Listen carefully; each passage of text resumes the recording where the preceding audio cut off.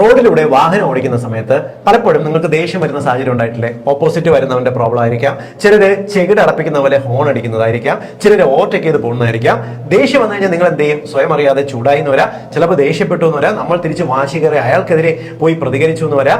നമ്മുടെ തൊട്ടടുത്തിരിക്കുന്ന ആൾക്കാരത്തായിരിക്കും നിങ്ങൾ ഒരു പക്ഷേ ഈ ദേഷ്യം എല്ലാം പ്രകടിപ്പിക്കുന്നത്. ഇവിടം കൊണ്ട് മാത്രം തീരുന്നില്ല, പലപ്പോഴും ഈ പ്രതികരണം പലപ്പോഴും വൻ അപകടങ്ങളിലേക്ക് വരെ ചെന്ന് വരാം.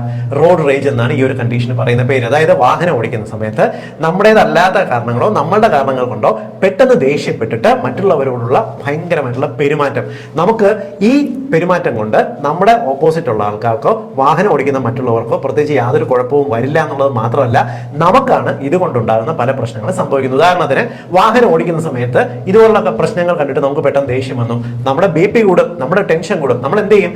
നമ്മൾ ദേഷ്യപ്പെടുമ്പോൾ അല്ലെങ്കിൽ ചീത്ത വിളിക്കുന്ന സമയത്ത് നമ്മുടെ കൂടെ ഇരിക്കുന്ന ഒരുപക്ഷെ ചെറിയ കുട്ടികളൊക്കെ ആയിരിക്കും, അവരായിരിക്കും ഈ കാര്യം കേൾക്കുന്നത്. ഇവിടെ കൊണ്ട് മാത്രം തീരുന്നോ പ്രശ്നം? ഇല്ല. നമ്മൾ ഒരുപക്ഷെ തിരിച്ച് ഇതിന് പകരം ചേർക്കാനായിട്ട് നമ്മൾ ഒരു പക്ഷേ അവരെ ഓവർടേക്ക് ചെയ്തു എന്ന് വരാം, നമ്മൾ അമിത വേഗതയിൽ വാഹനം ഓടിച്ചു എന്ന് വരാം, അപകടത്തിലേക്ക് പോയി എന്ന് വരാം. സൈഡിൽ നിൽക്കുന്ന ഒന്നും അറിയാത്ത കാൽനടക്കാരനായിരിക്കും ഒരു പക്ഷേ അപകടത്തിൽപ്പെടുന്നത്. ഇവിടെ കൊണ്ടും തീരുന്നില്ല, അതിന് പുറകെ ഉണ്ടാകുന്ന നിയമ തടസ്സങ്ങൾ, നിയമക്കുരുക്കുകൾ, എന്തെല്ലാം പുലിവാലുകളല്ലേ. എന്നാൽ വാഹനം ഓടിക്കുന്ന സമയത്ത് ഇത്തരത്തിലുണ്ടാകുന്ന പ്രശ്നങ്ങൾ വാഹനം ഓടിക്കലിന്റെ ഭാഗമാണ്, ഡ്രൈവിംഗിന്റെ ഭാഗമാണ്. ഈ സമയത്ത് ആത്മസംയമനം വരുത്തണമെന്ന് കരുതി കഴിഞ്ഞാൽ ഇടയ്ക്കിടയ്ക്ക് ഉണ്ടാകുന്ന ഈ പ്രശ്നങ്ങളുള്ള ടെൻഷൻ, സ്ട്രെസ്, നിങ്ങൾക്കുണ്ടാകുന്ന ഉത്കണ്ഠ കൊണ്ടുണ്ടാകുന്ന ഉയർന്ന രക്തസമ്മർദ്ദം, ഇതെല്ലാം പരിഹരിക്കാൻ പറ്റും.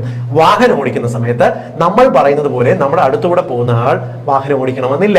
അതുകൊണ്ട് തന്നെ നമ്മുടെ വാഹനത്തിന്റെ കൺട്രോൾ മാത്രം നമ്മൾ നോക്കി സമാധാനമായി എൻജോയ് ചെയ്ത് വാഹനം ഓടിക്കാൻ ശ്രമിക്കുക.